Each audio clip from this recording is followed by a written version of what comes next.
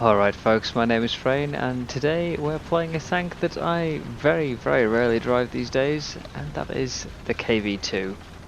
Now I think like most people in this game, when I first started I really liked this tank and I drove my premium variant of it quite a lot. But over the months and years I've really just sort of left it alone. I don't consider a long reload to be worth it, given most guns will already one-shot if you get the hit to connect in the first place. But I figured it's been a while, let's drive it out, and we are here on Advance to the Rhine. There will be a lot of cuts and quick transitions in this video, of course. This is a long reload and you don't really want to be sitting watching me reload all the time. Here comes the first target, little M22 Locust trying to rush the A point. I don't normally play A myself, but I know that it's a very popular area of the map and I want to stay where my team is. You know, I need backup during these reloads. M15 coming in, quite lucky to get that kill there. It didn't hull break him, just the ammo. But now we've got I believe it's a Chinu 2 there on my right. He hasn't seen me. There's a chaffee coming on the left, and from watching the replay back, there's actually an M6 at the A point as well, who'd been there the entire time and simply never attacked. But of these two targets, I'm going to go for the Japanese one, simply because it's got the better gun, and I'm expecting the chaffee to be more preoccupied with trying to cap the point. So we'll just obliterate this guy first, and then we'll turn around and go back for the chaffee. Although a flak bus, he's just killed him there, so he's gone, and I can instead get him behind this building and continue my reload in safety. Two vehicles marked on the map to the south of me. I'd rather not stay in their view, especially with my back to them. This is a very slow turret traverse, and yeah, not really a good position to be in if you've got that many around you.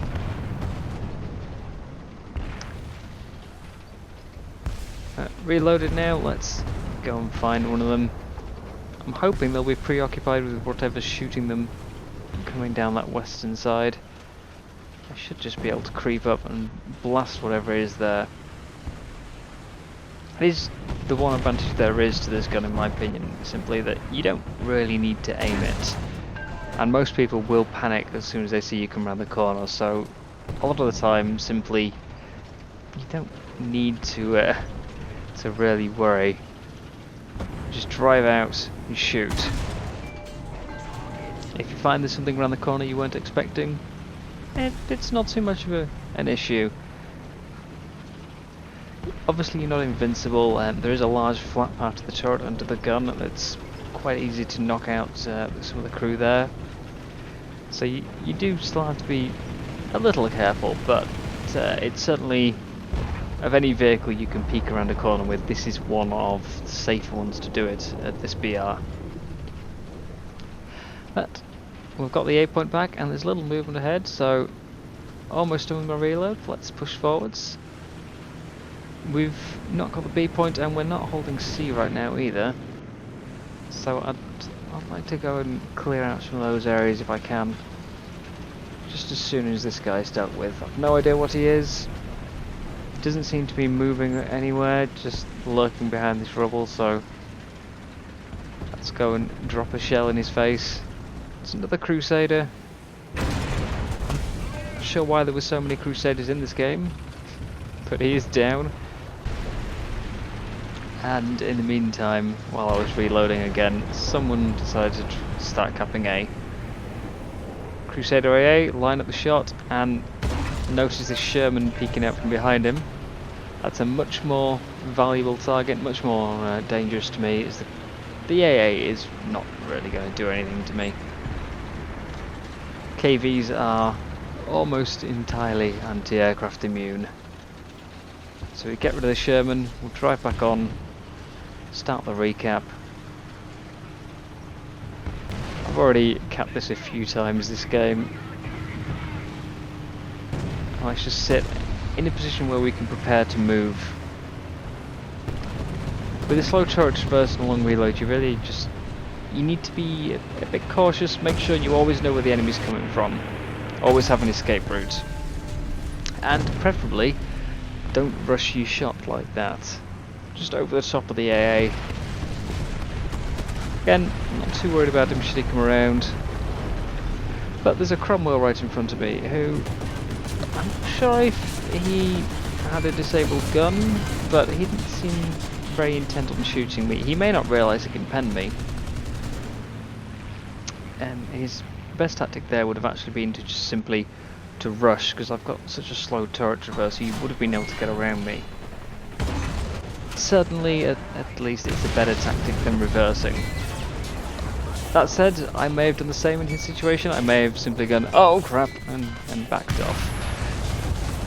But now I'm dead. There's a few too many there for me to deal with. So we'll move on to game 2. This is Tunisia. And again, I'm trying to stay near teammates as much as I can to cover me on that reload. Although no one's really coming around this particular area of the town, so I'm going to back out, find a nice little corner to hide in. It's just too risky really to advance while I'm on reload. Even if I do have backup, it's often too risky to advance on reload, so we'll sit, we'll be patient. You definitely need patience with this tank if you want to do well. Most of the strategic zones are captured. And here comes a Panzer III. Peekaboo! That's another kill on the board. But we're not doing too hot on the rest of the map. And I started heading over towards B, but there's been a lot of shots coming out from behind these rocks. You can see just the tip of a barrel there, certainly not enough to shoot at. And I'm not feeling like I'm in a great position now. I've sort of got myself not trapped, but a little caught out. It's always a risk pushing from A to B. It's one of the reasons I don't particularly like the A point, but it does work better for this tank. There is an engine behind me, so let's start getting that turret turned. Use the whole traverse to help it. And yeah, as I said, you're fairly immune to anti-aircraft. I have seen KV-2s killed by whirlwinds, but it's incredibly unlikely.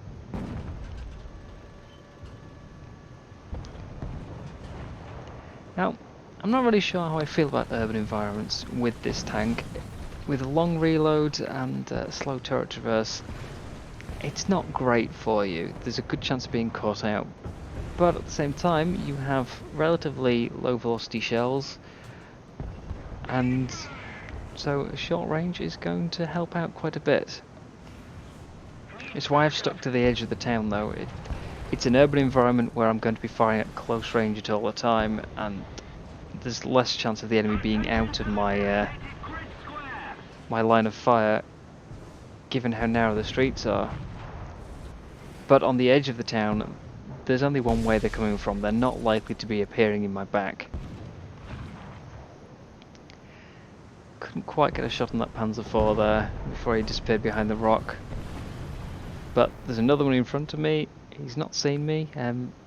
It's remarkable how stealthy the KV-2 can be sometimes, considering its size. Just sit, have some patience. And there we go, kill number 4.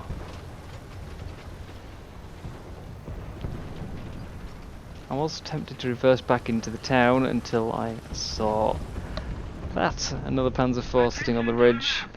We've got quite a few players around that area.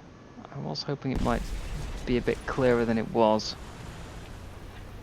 But I don't think he noticed me. And there is a bit of a bush in front of me there which should at least cover my engine while I back out, meaning I'm a bit less noticeable. So there we go, another Panzer IV down. And now it's time to get back into that town, now that it, as far as I'm aware, is clear, because I know there's someone flanking around towards the cap. Unfortunately, despite the presence of our teammates over there, someone did see me, shot me, which will have got me marked on the map. And yeah, Panzer IV, who I saw earlier, is still up there. Again, we've had teammates drive past him, and it just wasn't safe. But next clip again, back to Advance to the Rhine. I've not been as aggressive this time, simply because at the start of the game I was actually the only person who spawned over here, opposite of my normal experience, and I started to regret all my choices. There's a pair of Shermans capped the A point, taken one out, again no real aim required. And there's an M10 there who's not seen me, so start lining up, ready for the reload. But he just can't decide where he wants to sit. And some of these hitboxes aren't really the most reliable, so I hesitated on my shot, and in the end he's backed away. I still don't think he saw me. But no shot in the end there, which is a shame. He's dead now. But there is more down that road, and the vision is very limited in this low lighting. There's a bit of mist at a few hundred meters, so it's going to be mostly shorter range shots. And everything that was on A seems to have been cleared out. So, time to turn around, go back, and let's deal with that little cluster of people outside our spawn. Well, we'll try and deal with them. 3 targets is not ideal when you've got a 30-second plus reload. We need to stay where I've got an opportunity to retreat. That is, of course, assuming we get a target in the first place.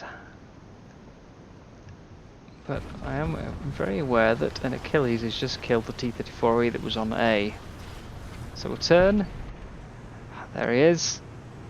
Again, I'm not trusting the hitbox on that tram car. Sometimes I've shot through it, other times I've had less luck with it, so wait for him to show himself, take him out, and await whatever else is on A to either come my way or at least wait for my reload so I can go and hunt it down.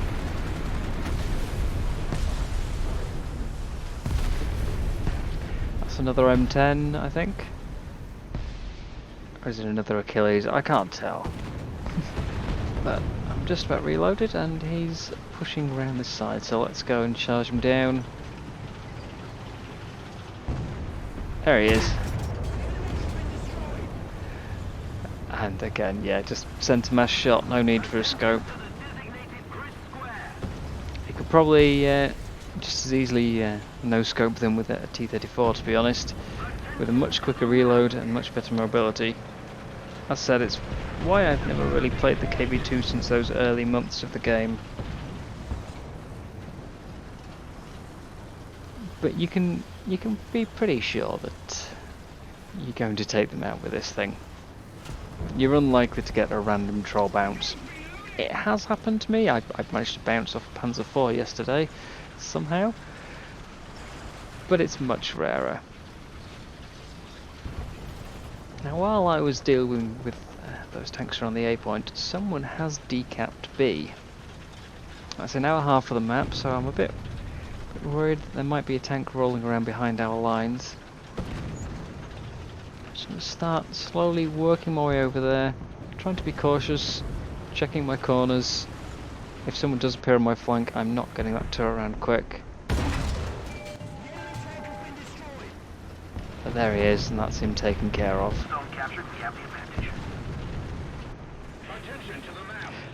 Odd shot here. I went a bit low. You can see, hit the track, took out the driver and the cannon barrel. Now APHE, when not penetrating armour, does not normally have that explosive effect. It's simply due to the high calibre of this that it also acts somewhat like an HE shell.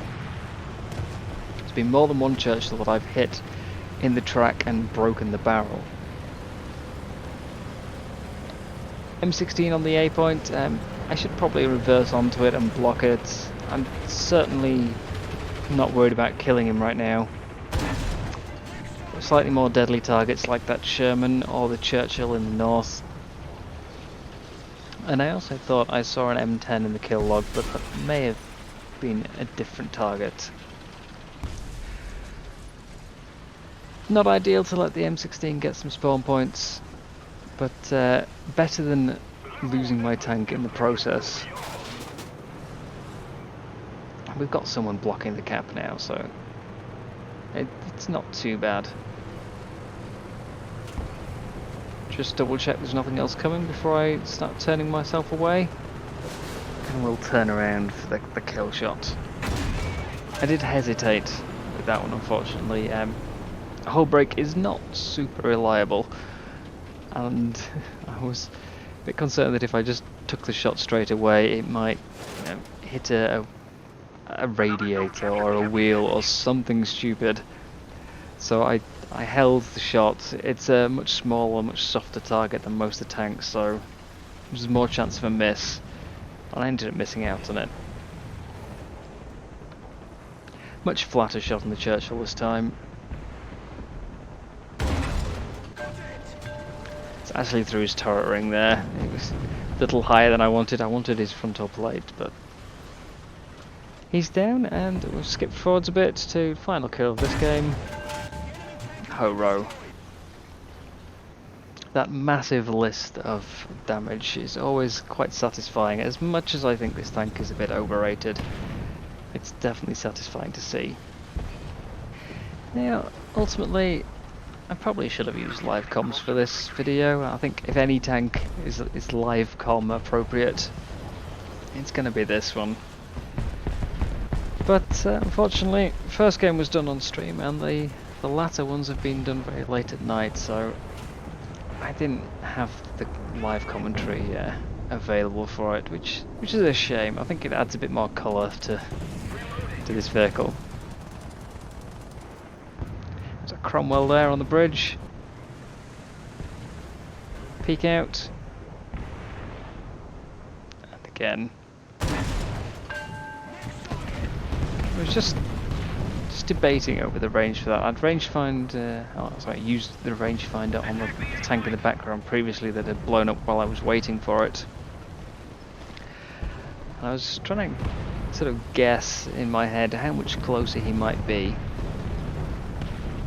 But under about 400 meters, it's not too difficult to get this on target. It's certainly not as slow as some of the tanks like the Brumbear or the Lorraine SPG.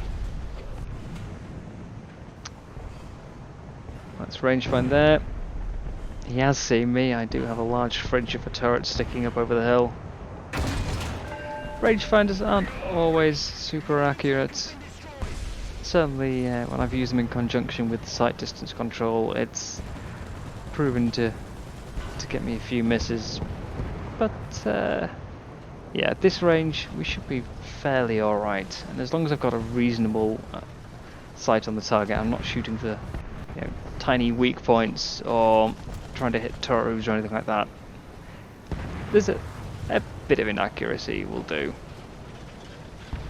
There's a jumbo pushing up here, and it's the first jumbo I've actually run into today.